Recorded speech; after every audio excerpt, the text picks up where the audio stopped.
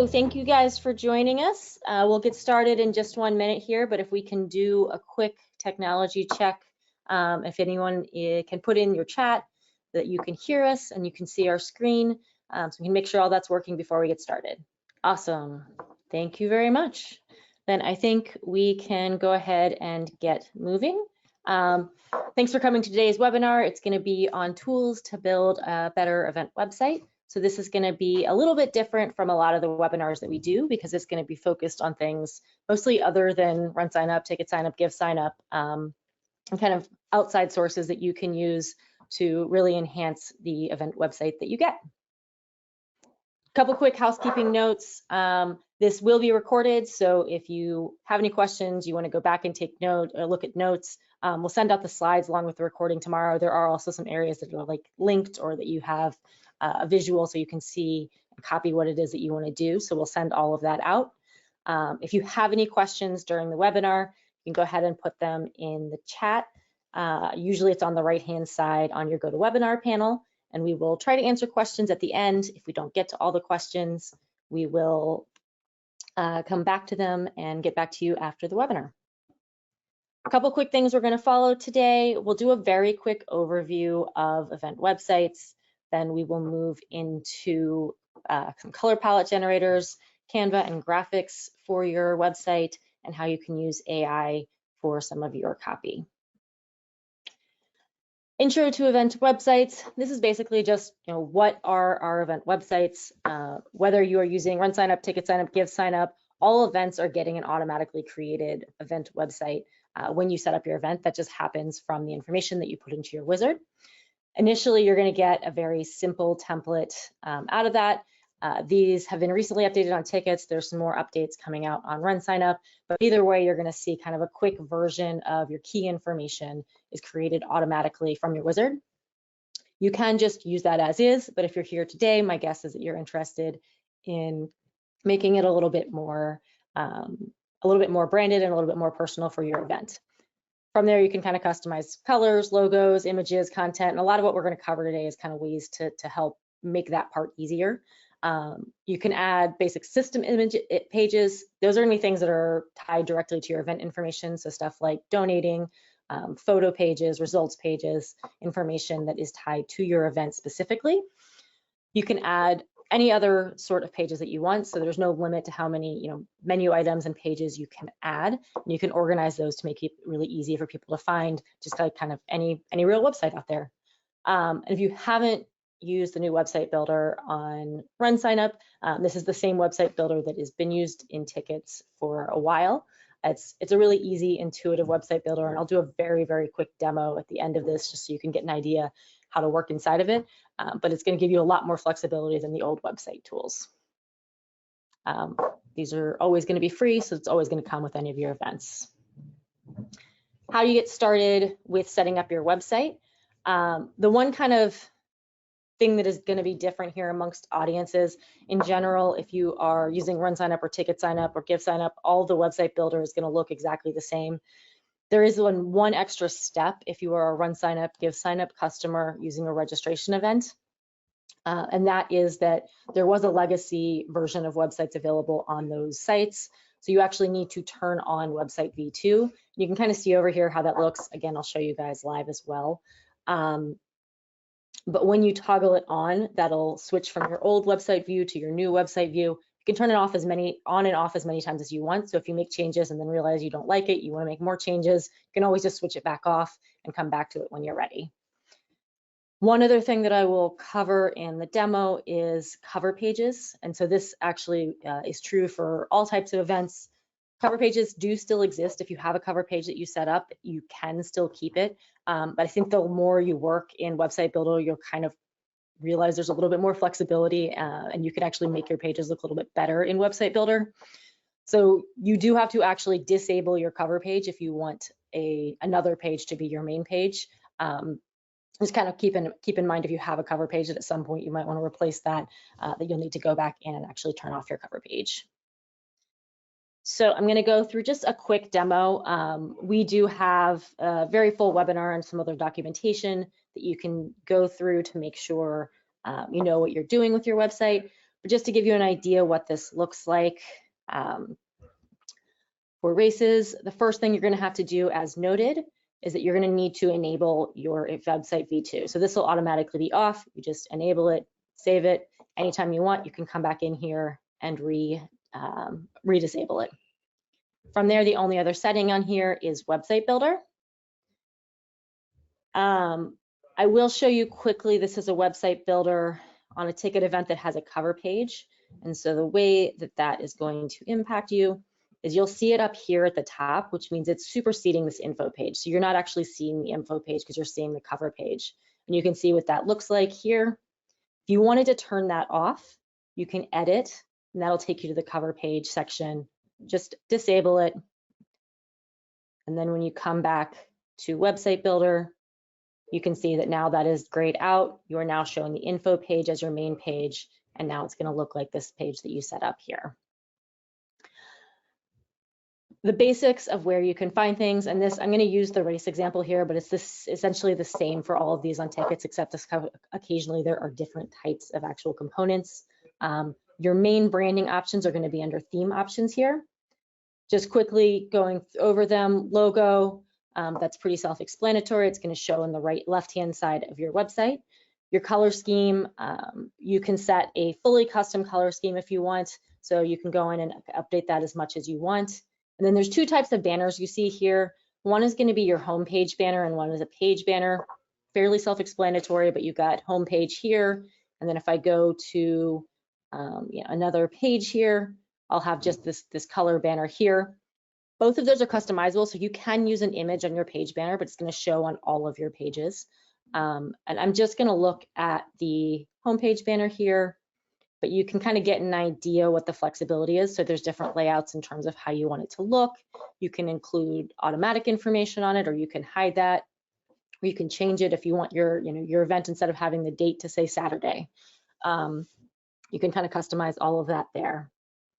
When you're ready to start building your pages, again, this is a pretty standard drag and drop type builder.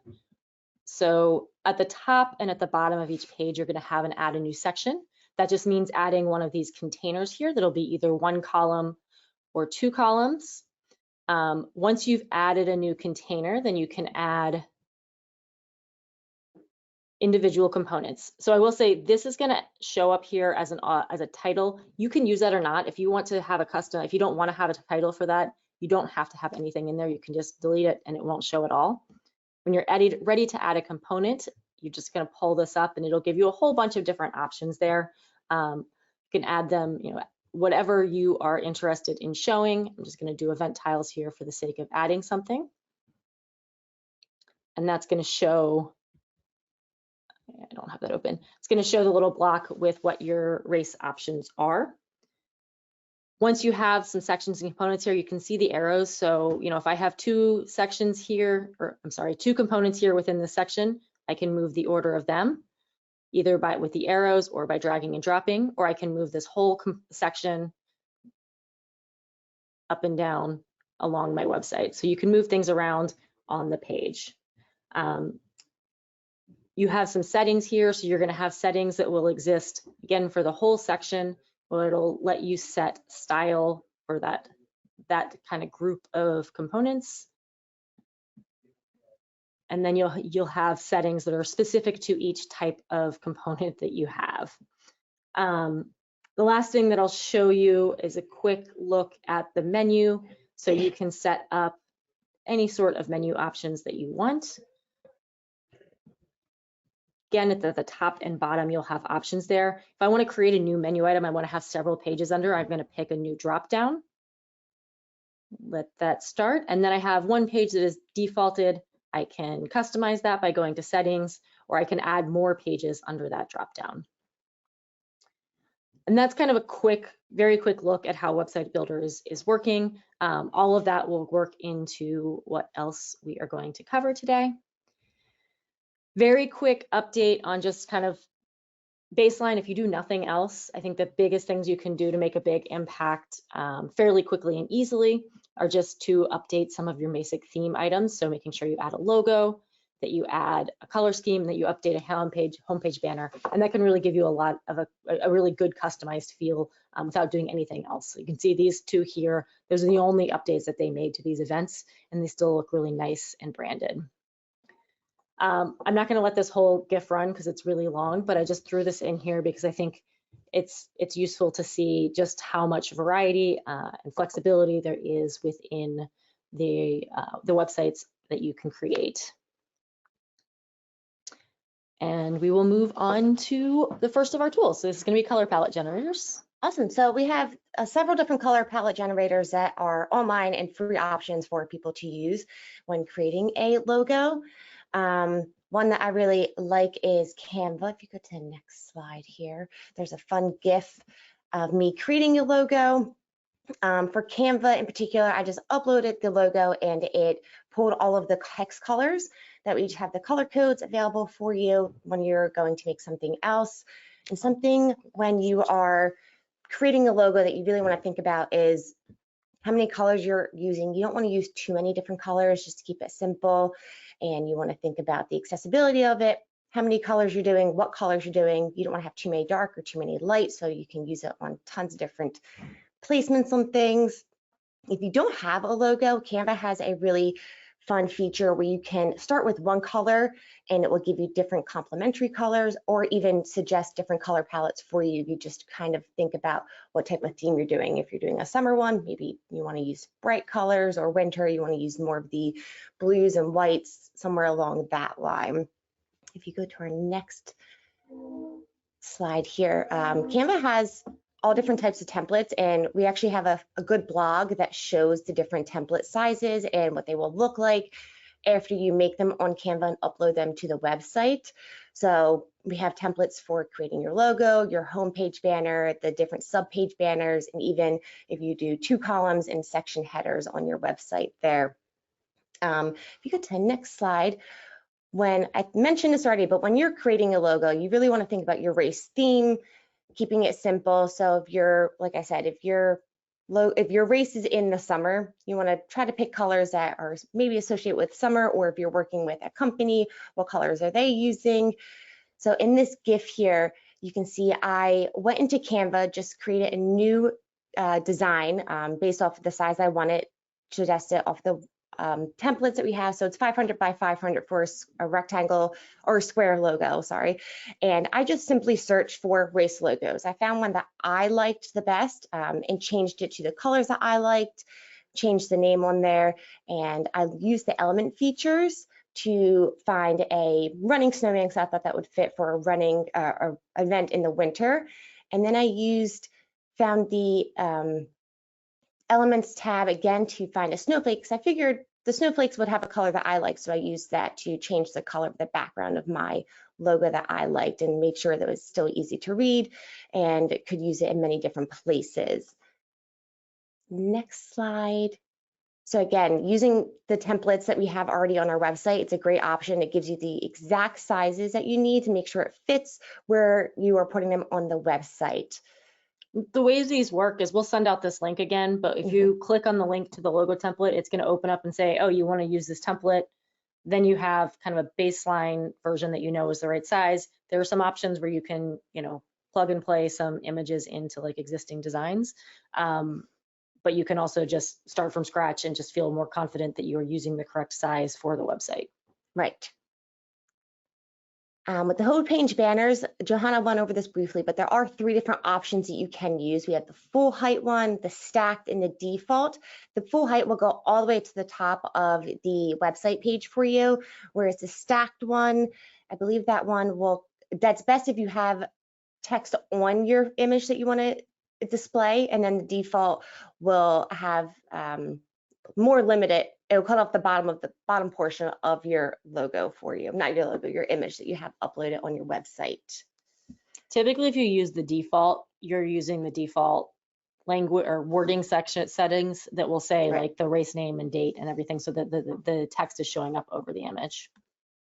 And then again, with the page banners, these aren't necessarily needed. You can simply just upload a color that will display your information. But if you want to get a little more stylized with it, you can create an image that will have your personalized information on there for you for your event. Again, the default ones will crop it and the stacked ones will not when you upload it. And then if you, again, these aren't necessary, but they can just add a little bit more pizzazz to your website, especially if you have a lot of text on your website and want to break it up a little bit. You can use the section headers or the 2-column portions there. And again, the link, we'll send out the links, and these just have the exact sizes for you. You can go ahead and update it to match your style for your race. Let's see. And then using Canva for your different sizes is great. Even if you don't have, there's 2 options. You have the paid one or the not paid one, but they both allow you to create many different option sizes for your events. So you can use it to resize for your logo, your header image, resize it for social media if you need to, and even like different size print materials if you're doing posters or postcards or something around your town. And then Canva has lots of tips and fun tricks that you can use. You can use it for simply creating your image. You can, if you go to the next slide there, have different options for your color picker. So if you have a logo or just an image that you upload, there's an option that you can find the color if you want to use it in something else, use it as a background, change your text color. You can just use that color picker for that. There's different filters. You want to think like Instagram filters, so you can make it a warmer or a cooler color, add like a vintage overlay to something. So you can notice the snowman, I think I put the vintage looking filter on there and gave him a different little hue of a color there. There's also different borders. If you want to outline your logo, you can do dots, thin lines, thick lines. And then there are transparency tools. So I like to use this a lot if you're doing a photo from a previous race and you want to put a element on top of it or your text on top of it, but the image might be a little too dark. So you can lighten it up. So anything you put on top of it, you can see more clearly. And then the elements tool is a really fun option to find all those different elements. So like I said before, the running snowman, I just put in the search bar there that I wanted a running snowman. That came up. You can find snowflakes or anything else that you want to just add a little bit more to your logo that you're creating. And like I mentioned, Canva does have different options. There's a free option with some limited capabilities to it. A great option if you're only hosting 1 or 2 different events. There is the Pro option, which has some more capabilities like the resizing option. If you're doing a lot of the different events, it might be worth doing the Pro. However, almost anything you need to do, you can do with the free option as well. So now you have a website that's pretty. Everybody has always, you've already had to write descriptions and stuff for your event. Obviously, you're capable of doing that, but we've looked at kind of ways to use AI to re-up your website a little bit, add a little bit of personality as you're rebuilding it this year. A couple of key things to think about in terms of how you use AI. I think it can be a great tool for kind of rethinking your descriptions of things and kind of giving you some more creativity.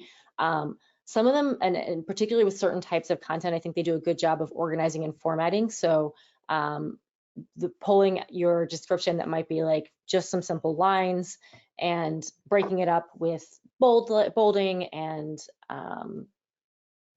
with different bullet points to make it easier for people to read and understand. If you're struggling with like repeating words and things like that, it can be really good at giving you some new ideas and making you feel a little bit more creative. One thing that you want to keep in mind is you always want to read and edit anything that you put into AI, because sometimes even if you put in the correct information, it is not as intelligent as you might think, and it can spit out something that's incorrect. So you obviously need to be really careful about what it is. You also don't want to get so caught up in what type of wording and language that it uses that your actual content isn't giving the information that you need. So make sure that you're always working kind of with the AI and not having it do it for you. You want to use this as a tool to supplement, not as your main source of content. There's a number of free AI tools out there. Most of them do have a tier at which it is paid for the most part for the type of content that you're talking about, where it's a quick one-off you want to, run a description through 4 or 5 times, you're not going to run into any of that. So if you're just using this as a little bit of an add-on for your websites, it shouldn't be a cost to that. They have different strengths to them. I have found Google Gemini to be a little bit better at formatting than ChatGPT. And the copy.ai is one that definitely has some paid tiers, but they have some really good free tools that are a little bit more structured. So it's not as much coming up with your own prompts as it has some built-in tools where you already know what you want it to do. Like you want it to rewrite the sentence or to format email marketing. It has a pretty good tool to write an email for you. You will see too, some of them will spit out sometimes multiple options, and that can be really nice if you're trying to get comparisons and different ideas for things. Prompts, if you're having trouble getting something that you like, I really suggest trying different ways of phrasing the prompt that you want. And these are a couple that I have tried, making things more fun, more engaging, making them more or less formal depending on the type of content you're writing, suggesting better formatting, making it more concise. If you're like me, you might write things to be a little bit longer than they need to be, or creating a sense of urgency to encourage people to register quickly. You can also start with one of those and then iterate, continue to ask to get different versions from that.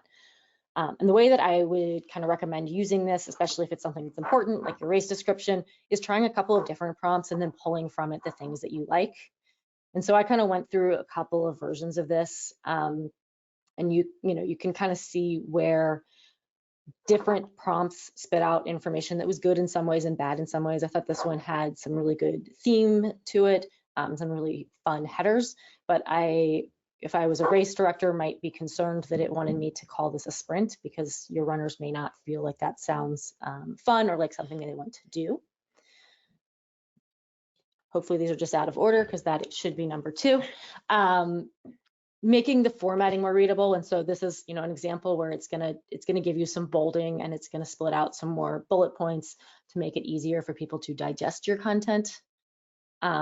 This one ends up being kind of bland as well, though. More concise, this is just literally going to strip out all of the extra words and give you just the details that you need. I didn't particularly like that I found there were no calls to action included, and it kind of pulled away the focus about what made this event special and unique. More urgent is, I think, one that maybe ended up being a little bit too long, but I really liked a lot of the content that it came with because it really gave a focus about why someone would want to sign up, not just that they should, but what are the things that make someone want to sign up. And it included multiple calls to action, so multiple places where it says, make sure you register now, secure your spot, places for you to include buttons and links. And I did just somehow delete 2, but that's fine, it existed. Just kind of an example of what I did with that then is I pulled the pieces that I liked from each of those and broke them into kind of a description, a little bit of a rundown of race day, and I took that, why you should sign up for the event from the sense of urgency prompt and included that as its own block. And so I put a little bit more formatting to this and pulled pieces from each one that I thought were really strong. And I really encourage doing that, making notes, taking down all the different versions, and then figuring out what makes the most sense for your event. I think that is it for now. I have at least 2 questions. If you guys still have some, you can continue to put them in. The first one was about displaying sponsors, and I would say the easiest, best way to do that is you can still use the sponsor platform. There is a component on Websites V2 now that will allow you to just quickly plug in all of the sponsor logos, and you can do those at a couple of different sizes, so you can make them look a little bit more custom. If for some reason you don't like that, you can also use a custom component like cards to build out your own kind of little sponsor callouts, but the sponsor component is pretty strong now. Second question was, new websites does not support banner image slideshows. That is correct for now. It will be coming, but if that is really important to your website, that is a reason to continue using cover pages a little bit longer. We will get there as time goes on. Building a logo. that was Canva that Jen displayed. What was the question? Build a logo. Yeah. So you can do it both numerous ways on Canva. You can go into Canva and create the exact size that you want and search in their elements or their theme tools for different logo options, or start from scratch just by creating the image in the size you want and go from there, adding your own elements. If you do the search option in the different templates that they provide, you can update almost any of the options. Some are paid. There are some paid element images. However, almost all of them have free options that you can use, and you can just adjust them accordingly to your color, swap out. So the one I used in my example there was I think a person running, and I wanted a snowman because it was a winter themed race. So I just swapped out the runner for the snowman running, but you can really have fun with it and create almost anything that your mind can think of. And yeah, the Canva is a separate site. Yes, it's canva.com. Again, that will be sent out after the webinar with all the different links. We don't get paid by Canva, but we do talk about them a lot because we think they're a really good tool for. It's a great free option. Yeah, that need to create content. Can you change fonts on the banner? You cannot do that with the fonts built into the website right now. If you have a font that you want, I would recommend building your banner with text on top of it in Canva, and you would set that then as a stacked homepage banner so that it doesn't get cut off. You can use any font that you want within Canva then. And the template that we have in the blog does have the exact height where you should put it on your image. That way it doesn't get cut off when you upload it. I already have a website for our event. Would it be better to recreate on RunSignup or just continue to the link we have?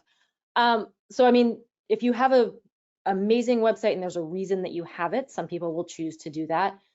We tend to think it is easier to recreate it on RunSignup because it's going to be free to have. You don't have to, pay anyone to update it at any point. It's easier to update, so you don't have to go in and make changes to things like price increases. That's already tied to your information, and so it just provides. It means you have fewer updates that you need to make. And you're not sending people from one place to another. You just have kind of one central source. So, there are people who have outside websites that they need. But if you have a fairly simple website or you have some time to build it out, it can be worth moving over. I did that with my race. And if you need help, you can reach out to your account manager or to info@RunSignup, and they can help get you pointed in the right direction there.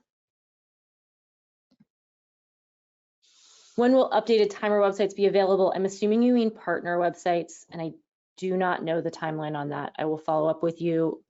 In the shorter term, organization websites have a lot of the functionality that can be used for that, but I will see if I can get you an estimated date on partner websites.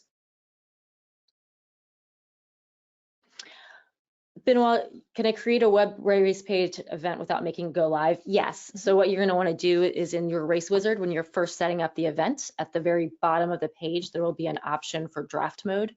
You can also set that on your dashboard. Just put draft into the search, and that will let you switch it into draft mode so no one can see it but you.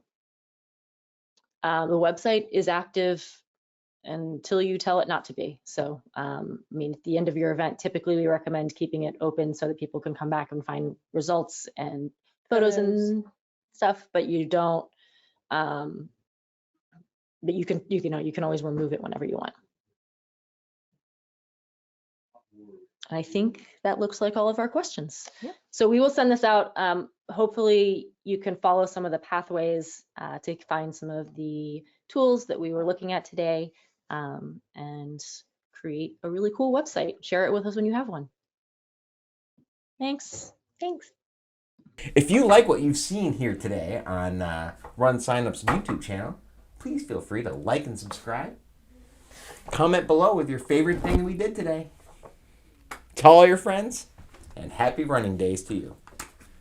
Every video is going to have that at the end of it now. Absolutely. Why not? Why? That was Joel, everybody. I'm a software developer, but I moonlight as a YouTube sensation. Hi, Mom.